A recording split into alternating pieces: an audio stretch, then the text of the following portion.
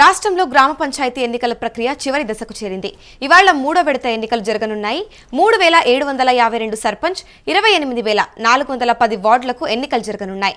కొన్ని చోట్ల ఏకగ్రీవాలుండడంతో ఎన్నికలు జరగడం లేదు. ఉదయం 7 నుంచి 1 గంట వరకు పోలింగ్ పూర్తవుతుంది. మధ్యాహ్నం 2 గంటల నుంచి కౌంటింగ్ నిర్వహిస్తారు. ఇదే అంశంపై పూర్తి సమాచారం మా ప్రతినిధి సతీష్ అందిస్తారు. చెప్పండి సతీష్, తెలంగాణలో ఇప్పుడు గ్రామ పంచాయతీ ఎన్నికలు మూడో విడత ఎలా జరుగుతుందంటారు?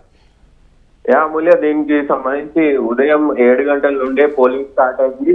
ఉదయం 7 గంటల నుంచి కూడా అందరూ పొద్దున్నే లైన్ లో నిలబడి ఓటింగ్ అయితే వేస్తా ఉన్నారు. ప్రజెంట్ క్యూ లైన్ లో కూడా భారీగా క్యూ లైన్లు కనబడతా ఉన్నాయి.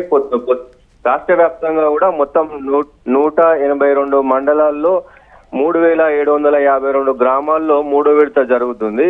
దీనికి సంబంధించి 12652 మంది అభ్యర్థులు ఇప్పుడు సర్పంచ్ బరిలో ఉన్నారు.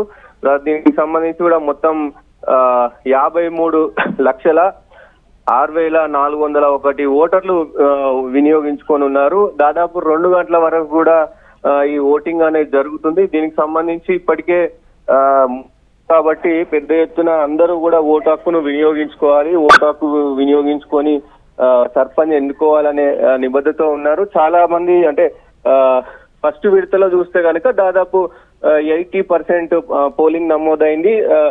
సెకండ్ విడతలో దాదాపు 95%, ఒక్కొక్క దగ్గర 100% కూడా నమోదైంది. సో ఈ నేపథ్యంలో దీనికి సంబంధించి కూడా 100% పోలింగ్ నమోదయ్యే అవకాశం కూడా ఉంది. ఇంకోటి ఒకవైపు ఏదైతే సర్పంచ్ మూడో విడతకు సంబంధించి కూడా దాదాపు ఎలక్షన్ ఖర్చు కూడా అభ్యర్థులకు ఇది ఎక్కువనే చెప్పొచ్చు. ఎందుకంటే ఫస్ట్ విడత జరిగినటువంటి అభ్యర్థికి దాదాపు ఒక 5 లక్షల నుంచి అయితే సెకండ్ విడత ఒక 2 లక్షలు పెరిగే అవకాశం ఉంది. మూడో విడత ప్రచారం ఇంకా ఎక్కువ రోజులు చేసే అవకాశం దొరికింది కాబట్టి దాదాపు 10 నుంచి 15 లక్షలు అయ్యే అవకాశం ఉంది. ఇది సర్పంచ్ ప్రతిష్టాత్మకంగా తీసుకుంటారు. ఇప్పటికే గవర్నమెంట్ లో ఉన్న కాంగ్రెస్ ప్రభుత్వానికి సంబంధించిన అభ్యర్థులు కూడా ఎక్కువ ఫోకస్ చేస్తూ ఉన్నారు. ఎందుకంటే ఫస్ట్ విడత సెకండ్ విడతలో కొంచెం తగ్గింది, వాళ్ళ పర్సెంటేజ్ తగ్గింది కాబట్టి ఇప్పుడు పెంచుకునే అవకాశం ఉంటుంది. ప్రభుత్వానికి కూడా ఇప్పటికే జారీ చేశారు. అంటే అభ్యర్థులు కాంగ్రెస్ అభ్యర్థులు ఎక్కువగా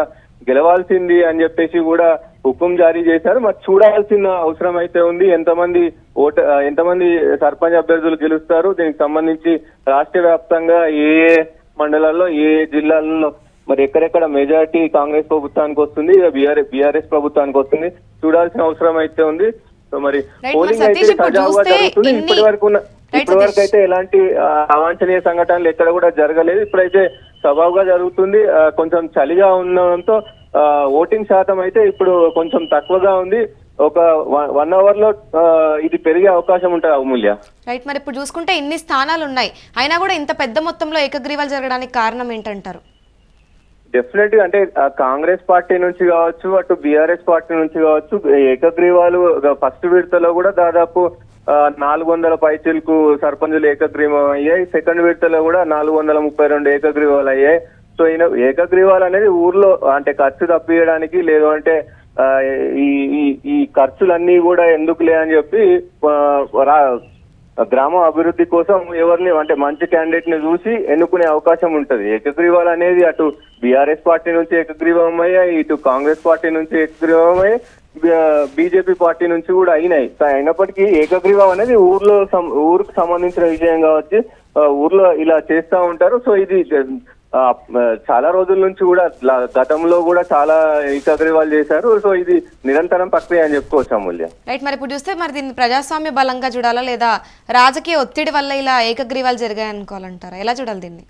అంటే కొన్ని చోట్ల రాజకీయ ఒత్తిడి కూడా ఉంటుంది, కొన్ని చోట్ల ప్రజలు గ్రామానికి సంబంధించిన పెద్దలు కావచ్చు, గ్రామం మొత్తం అందరూ కూడా కలిసికట్టుగా ఉండి ఊరికి ఇప్పుడు దాదాపు సర్పంచ్ ఎలక్షన్స్ అంటే సర్పంచ్ అభ్యర్థిగా ఒక సర్పంచ్ పోటీ చేయాలంటే దాదాపు 5 లక్షల నుంచి 10 లక్షల నుంచి ఎలక్షన్ ఖర్చు అవుతుంది. ఇతర అన్నిటికి కూడా 10-15 లక్షలు అవుతుంది. సో ఈ ఖర్చులేవో మన గ్రామం డెవలప్మెంట్ కు యూజ్ చేద్దామనే కోణంలో కొంతమంది కూర్చొని మాట్లాడుకొని దీనికి వస్తారు. అమూల్య దీనికి సంబంధించి కొన్నిసార్లు అంటే ఏ ప్రభుత్వం ఉన్నా గతంలో గానీ ఇప్పుడు గానీ ఏ ప్రభుత్వం ఉన్నా వాళ్ళను ఇది చేసి ప్రభుత్వం కూడా కొంచెం ఒత్తిడి చేసే అవకాశం ఉంటది. అట్లా కూడా కొన్ని అయితే కానీ దానికి సంబంధించి ఇది ప్రజాస్వామ్యం గురించి అంటే ప్రజాస్వామ్యం ఎప్పుడు కూడా ఓటు వినియోగించుకోవాలి, ఓటు ద్వారానే ఎవరినైనా ఎన్నుకోవాలని ప్రజాస్వామ్యంలో ఉంటది. కానీ సో దీనికి అతీతంగా గ్రామ పెద్దలు, గ్రామ ప్రజలు ఒక్కొక్కసారి ఇలా చేస్తూ ఉంటారు. అమూల్య, రైట్, థ్యాంక్ యూ సతీష్. ఇక ప్రస్తుతం చూసుకుంటే మూడో విడత కోసం కూడా ఎన్నికల సంఘం ఏర్పాట్లు పూర్తి చేసినట్టు తెలుస్తోంది. ఇక మూడో విడత కింద 394 స్థానాలు ఏకగ్రీవం అయ్యాయి. ఇక ఇవి పోను ఇక 3752 సర్పంచ్ స్థానాలకు 12652 మంది అభ్యర్థులు పోటీలో ఉన్నారు. ఇక మొత్తం చూసుకుంటే 36425 వార్డులకు గాను 7908 వార్డులు ఏకగ్రీవం అయ్యాయి. 28410 వార్డులకు 75725 మంది అభ్యర్థులు బరిలోకి దిగారు. ఇక ప్రస్తుతం ఉదయం 7 గంటలకే పోలింగ్ ప్రక్రియ ప్రారంభమైంది. మధ్యాహ్నం 1 గంట వరకు పోలింగ్ కొనసాగుతోంది. ఇక పోలింగ్ సమయం దాటితే పోలింగ్ కేంద్రంలోకి అనుమతించారు. కానీ ఈ సమయంలోపు పోలింగ్ కేంద్రం లోపల ఉన్న వారికి మాత్రం ఓటు వేసే అవకాశం ఉంటుంది. ఇక గంట పాటు భోజన విరామం తర్వాత కౌంటింగ్ ప్రక్రియ షురూ అవుతుంది. మధ్యాహ్నం 2 గంటల నుంచి వార్డుల వారీగా ఓట్లను లెక్కిస్తారు. మరోవైపు సర్పంచ్ ఓట్లను కూడా లెక్కిస్తారు. ఇక సర్పంచ్ ఓట్ల లెక్కింపు పూర్తి కాగానే ఇదే సమయంలో ఉప సర్పంచ్ ఎన్నికను కూడా పూర్తి చేస్తారు. వార్డులలో గెలిచిన అభ్యర్థుల్లో ఒకరిని ఉప సర్పంచ్గా ఎన్నుకుంటారు. కౌంటింగ్ ఏర్పాట్లు పకడ్బందీగా ఉండాలని అధికారులను ఈసీ ఆదేశించారు. ఇక చెల్లిన ఓట్లు నిర్ధారణపై అయితే అన్ని జాగ్రత్తలు తీసుకోవాలని నిర్దేశించారు. ఇక ప్రస్తుతం రీకౌంటింగ్ అవసరమైతే దానికి అనుగుణంగా ప్రత్యేక ఏర్పాట్లను కూడా చేయాలని సూచించారు. ఇక మూడో విడత ఎన్నికల్లో ఓటు వేసేందుకు హైదరాబాద్ నగరంలో ఉన్న చాలా మంది ఓటర్లు తరలి వెళ్లారు.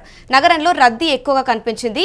ఎల్బీ నగర్, నాగార్జున సాగర్ వైపు వెళ్లే రోడ్డుపై రద్దీ నెలకొంది. ఇక మరికొన్ని ప్రధాన రహదారుల్లో కూడా ఇదే మాదిరి పరిస్థితి కనిపించింది. ఇక మూడో విడత ఎన్నికల నేపథ్యంలో ఈ నెల 18న ఉదయం 10 గంటల వరకు ఊరేగింపులు, ర్యాలీలు, బహిరంగ సమావేశాలు, ప్రదర్శనలు చేపట్టరాదని ఈసీ ఆదేశించింది. పోలింగ్ మరియు ఓట్ల లెక్కింపు సమయంలో శాంతి భద్రతలకు విఘాతం కలిగించే కార్యకలాపాలను నివారించేందుకు పోలీసులు ఆదేశాలిచ్చింది.